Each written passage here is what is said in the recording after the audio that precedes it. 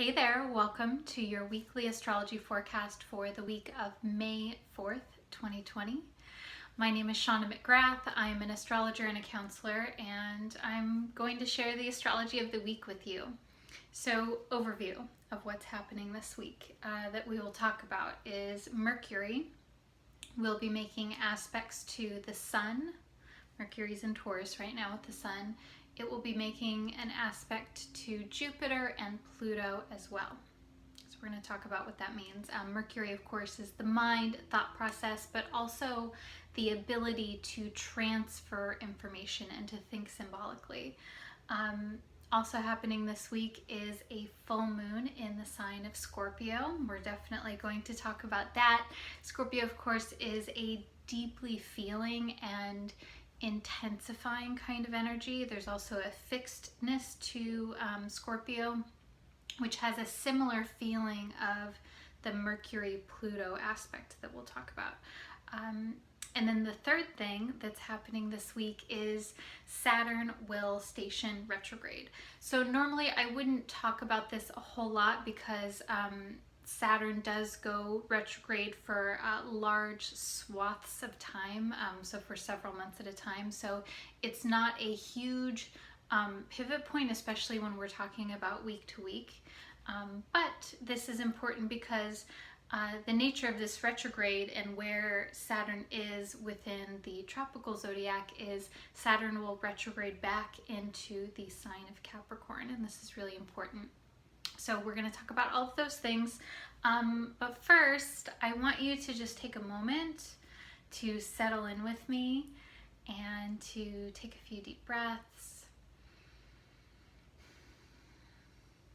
Maybe even take a moment to write a few sentences about what's going on in your life, what's weighing on you heavily, because I want us to start from a centered and grounded place.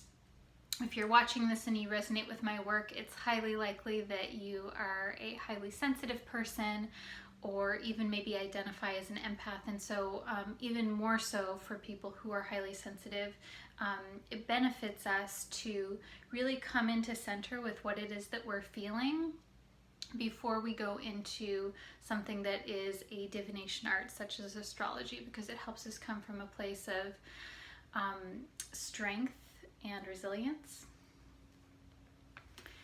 So maybe close your eyes for a moment, breathe in and breathe out. Let's do that 2 more times. Breathe in and out. One more time, super deep inhale and exhale.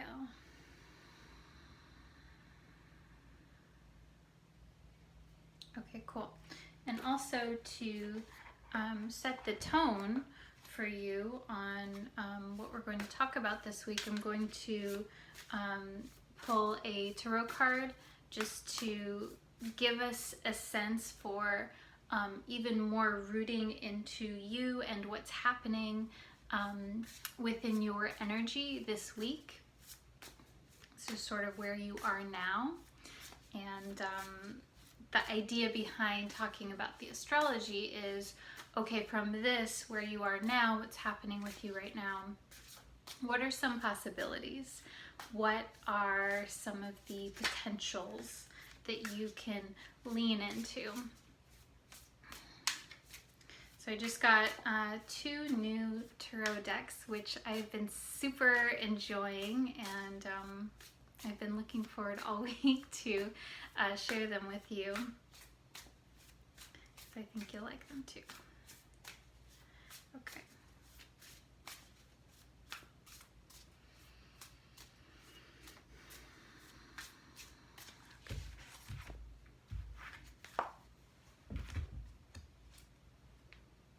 Oh, interesting. Okay, so this is the 7 of Swords. See, there we go. So you can see the card. Okay, so this is from, it's called the Bad Bitches Tarot. And it's very simplistic. But I want you to look at this image, think about the number 7 if you're into numerology. And what I am really most drawn to right now is she's carrying these swords in the bag. And typically so swords are thought processes, communication, it's a symbol of the mind. She's carrying something. So as I'm getting familiar with this deck, I like reading the interpretation from the deck specifically. So I'm going to read a little bit of what she says. So again, this is setting the tone for your energy now and sort of like what's going on with you. So I want you to take what resonates. 7 of Swords. Bare meaning is some shady shit is going down, so be on alert. This card is the Thief in the Night. Whenever this card comes up in a reading, it's encouraged to pull back energy and to check what you've been saying and to whom, and to listen to your intuition and everything. There's a trickster around. So I think this is really interesting because we're going to be talking about Mercury. And Mercury is a symbol of the trickster. It's a symbol of illusion. So in modern astrology, Neptune has taken on some of those symbols of illusion and fantasy and things not being what they seem.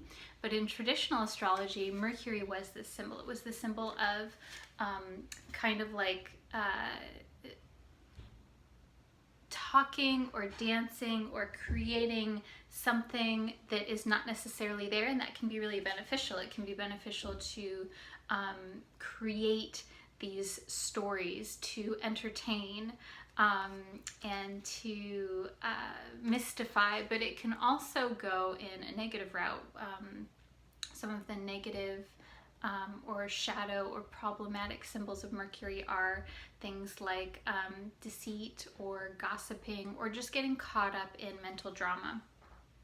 So I think it's interesting that this is coming up, and this card also just reminds me of the 7 of Swords reminds me of secrets and not being forthcoming, not being honest. So I would say also, this doesn't mean that you're not being honest or that that's necessarily there. What I would take it as, especially going into what's happening this week, is I would take it more as maybe there is something that you're not being honest with yourself about, like deeply.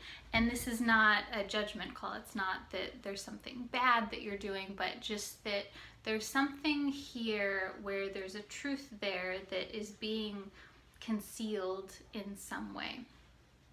So I hope that makes sense. I'm going to set that aside for now. And so what's happening in the astrology? So Mercury is going to conjunct the Sun. This means that it's going to be at the same degree as the zodiac, in the zodiac as the Sun. So this happens in the sign of Taurus. And this is a part of Mercury's cycle. So Mercury will move back and forth between being ahead or behind of the Sun, and this is involved with the retrograde process. So Mercury will station retrograde next month in June. So this is kind of like an exclamation point, so to speak, within Mercury's cycle. So any aspect of Mercury to a planet is important to look at, but especially so when we're thinking about these cycles that we go through within our thought process. So the cycles meaning Mercury being direct, Mercury being retrograde. Retrogrades happen with Mercury, retrogrades happen about 3 or 4 times a year. So it is this cycle, it is this process.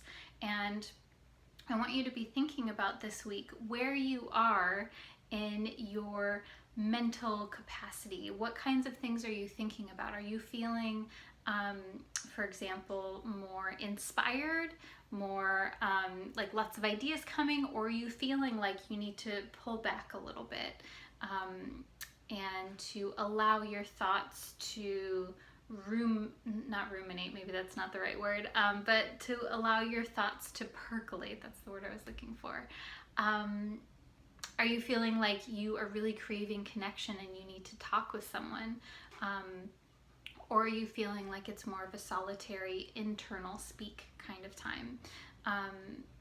You know, that's something that you can notice what's happening within yourself. The other piece of this, so I think the other piece I'll say about Mercury Sun is that Mercury being conjunct the Sun is this point where there can be sort of an aha moment, sort of like the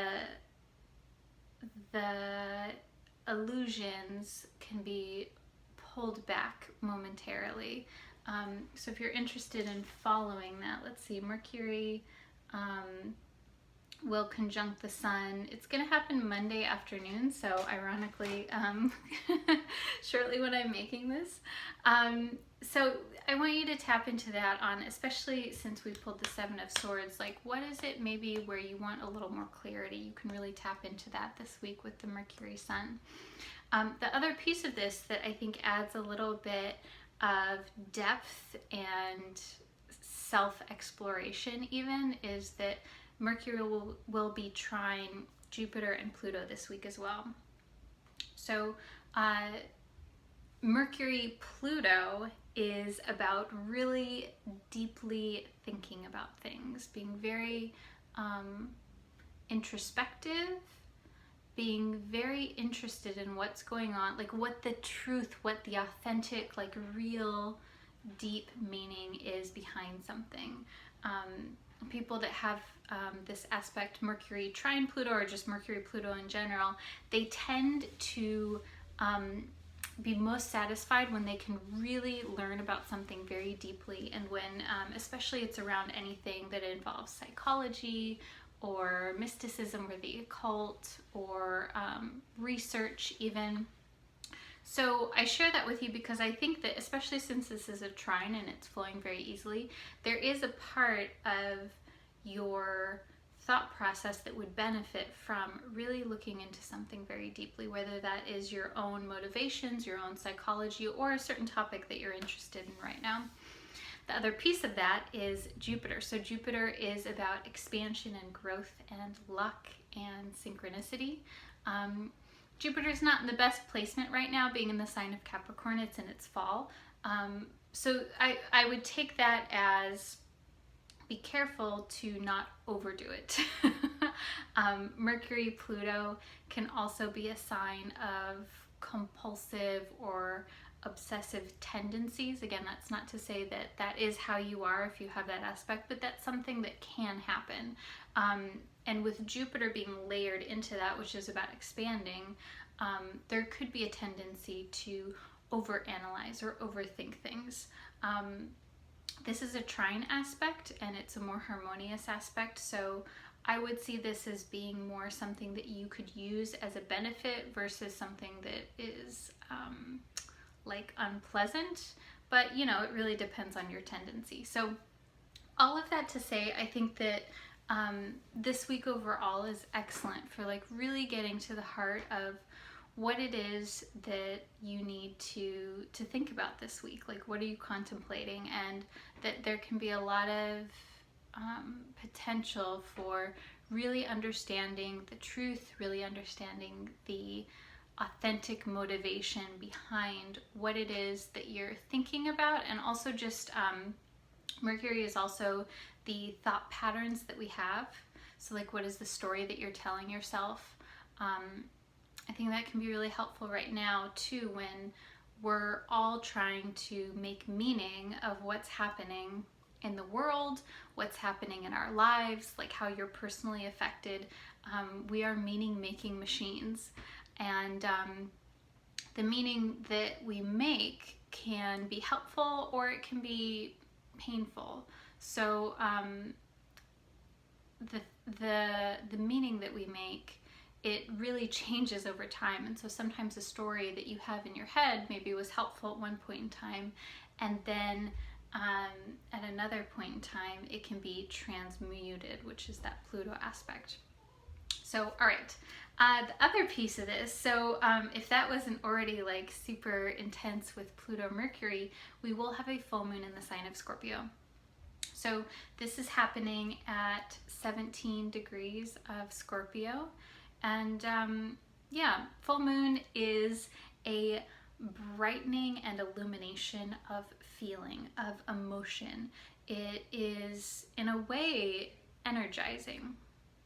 I think that sometimes people who, especially, you know, if you're highly sensitive, it can kind of be too much. So we always want to watch for that and nurture and do what it is that you need to do in order to take care of yourself.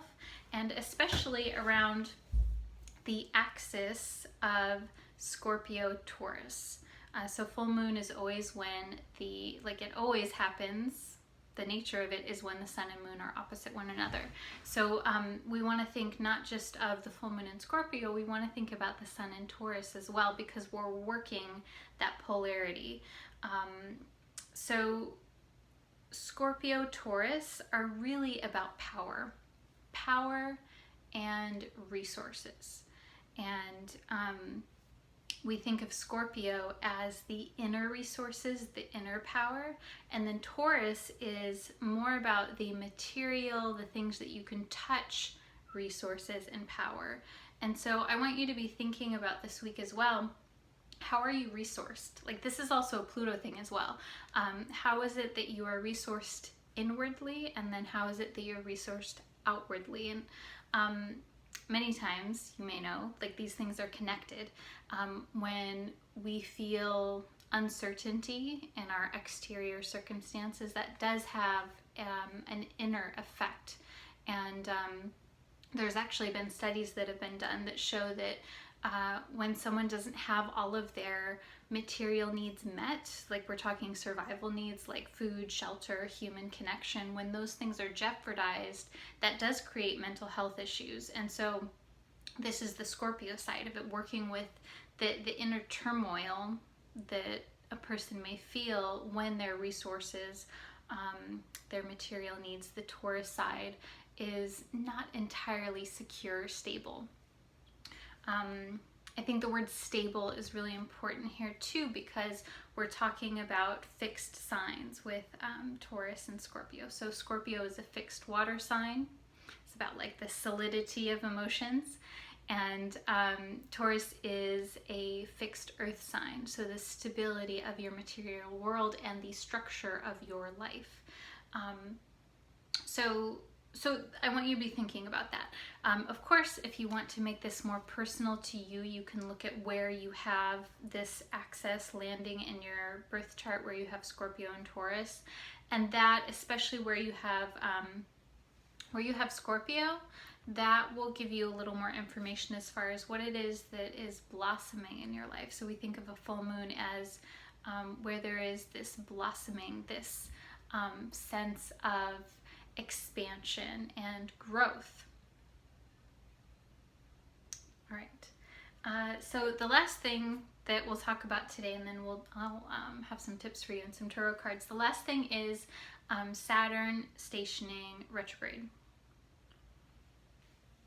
So Saturn, let's back it up a little bit.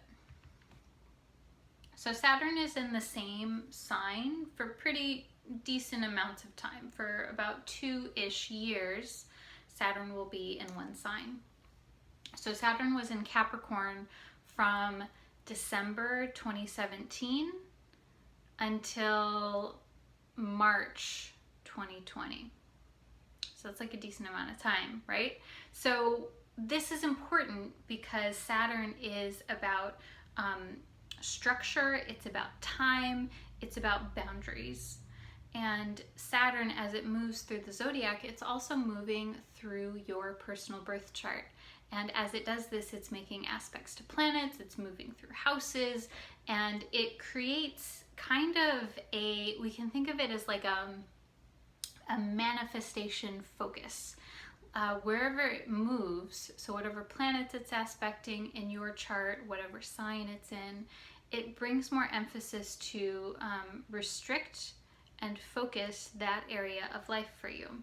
So this can often be experienced as challenge or feeling of like harshness or over responsibility. but it really refines this area of life for you, because when you only have so much time, when you only have so many resources, it requires you to focus, and it requires you to really step up and to excel. Saturn is also about success, and it's about accomplishment over a long period of time, especially accomplishment in the areas that that you have the capacity and the ability to become excellent in, based on your personal nature. So where am I going with that? Got on a side tangent. So as of March, Saturn moved into the sign of Aquarius. So it's in Aquarius now as well, but it's just kind of taking a little dip in there. And then in July, because of the retrograde, Saturn will move back into Capricorn until December 2020, and then it will move full on into Aquarius. So so this is important because the station retrograde is happening right now, and this is kind of like a pause moment. And so I want you to be thinking about this week and just over the next 2 months or so, while Saturn is in Aquarius, it's helpful to contemplate, okay, where have things felt like super focused and maybe even a little more challenging, especially in the period from December 2017 to March this year? Like, what were you really working on? If you're familiar with your chart, of course, you can look at where Saturn was activating what aspects it was making, and that is going to give you a lot more information. I think right now too, especially for those of you who are having a fresh transit with Saturn being in the sign of Aquarius, it's going to give you more information too. So if you know your chart, you can really tap into this, but I want you to, even if you don't know your chart and you're like, Shauna, that's too much for me right now, I want you to be meditating on where things are working, where things are not working, and where it feels like you're getting kind of like a little bit of pushback from the universe, so to speak. Where does it feel like things require more effort from you? And I find that it's a fine line, just like using your intuition. It's a fine line between what is pushback, like what is like inner resistance, what is outer resistance, what is a no from the universe, like no, don't pursue this path because you keep getting closed doors, and then where is it beneficial for you to continue moving forward despite getting those closed doors. And only you know what the answer is for you. And I'm saying this because Saturn will show where those challenges are. And so I think that it can be helpful to understand when we work with Saturn, where you're kind of like being called up to the plate. Saturn is a very adulting kind of feeling, and it does require us to put in effort, to put in time, to put in energy. And as we're moving into this new phase of Saturn being in the sign of Aquarius, it does require a new approach, because Saturn is going to be in a completely different sign. It's a different perspective. It's a different position for Saturn within your birth chart, and so it's going to be requiring a different focus for you, a different focus when it comes to being responsible and being devoted. I love thinking about Saturn as being about devotion, because when you're devoted to something and it's very important to you, it becomes more manageable to make sacrifices.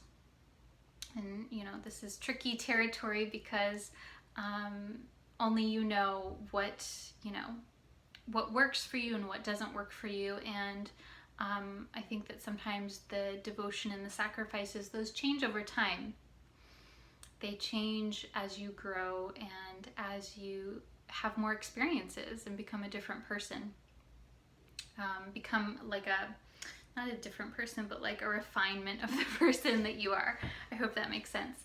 All right, cool. So those are the things that I wanted to talk about today. The overview what I want you to take home from this is that this is a time for contemplation. This is a time this week for really being honest with yourself. I think because of that full moon in Scorpio, and because Mercury is making these aspects to the sun, but especially Pluto and especially Jupiter-Pluto, you benefit from thinking about what it is that's important to you and being very honest with yourself. And being honest about your motivations, that's very Plutonian as well. Being honest about like what it is that's really going on with you. And sometimes we don't even know.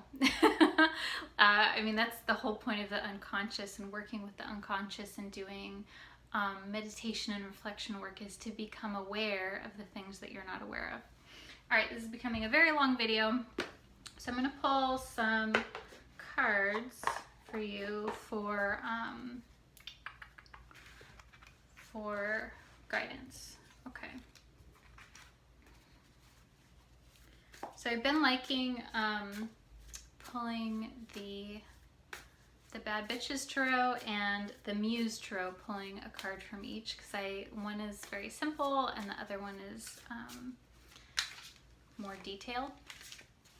So if there is a question that you have, something that you want some guidance on, you can hold that in your heart.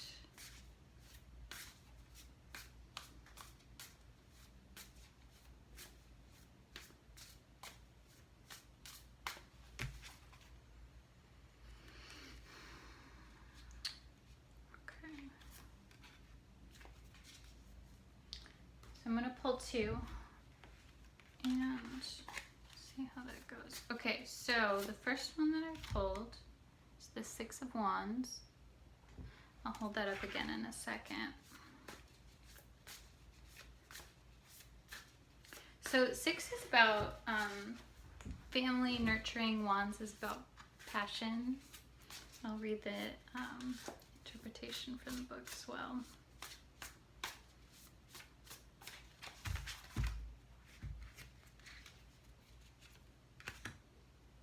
Oh. And then from the Muse, I pulled the Queen of Materials, which is essentially the Queen of Pentacles. Super beautiful card. I did pull both of these reversed, actually. So let's see. So Six of Wands.